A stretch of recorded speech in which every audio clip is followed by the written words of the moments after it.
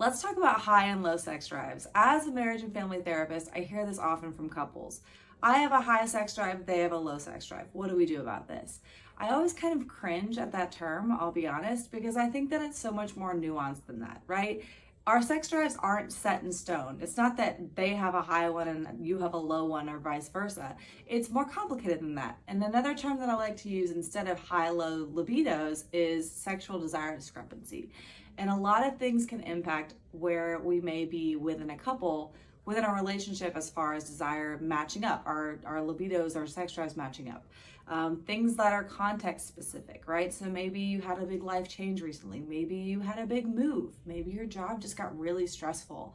Maybe there's a new baby. Maybe you're dealing with grief.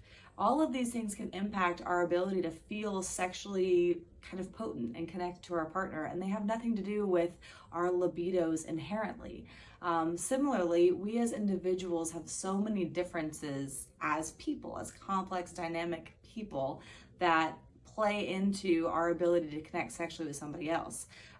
There's things like spontaneous and reactive desire at play.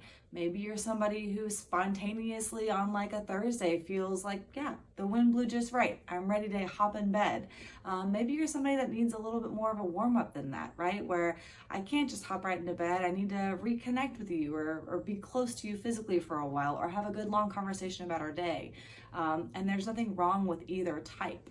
And also I want to clarify that we're not static beings. It's not like if you are experiencing spontaneous desire at this point that you're never going to be reactively desirous. We're always changing, we're always growing, we're always developing, like our relationship is, right?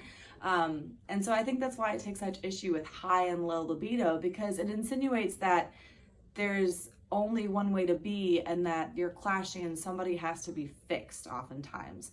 I think societally we maybe think of one as being better than the other two. Oh, high libido is good, low libido is bad and problematic. That's not going to help you guys get closer if you think about it in those terms. So instead, I would encourage you to think about the dynamic individuals that you are and the dynamic growing, changing thing that your relationship is.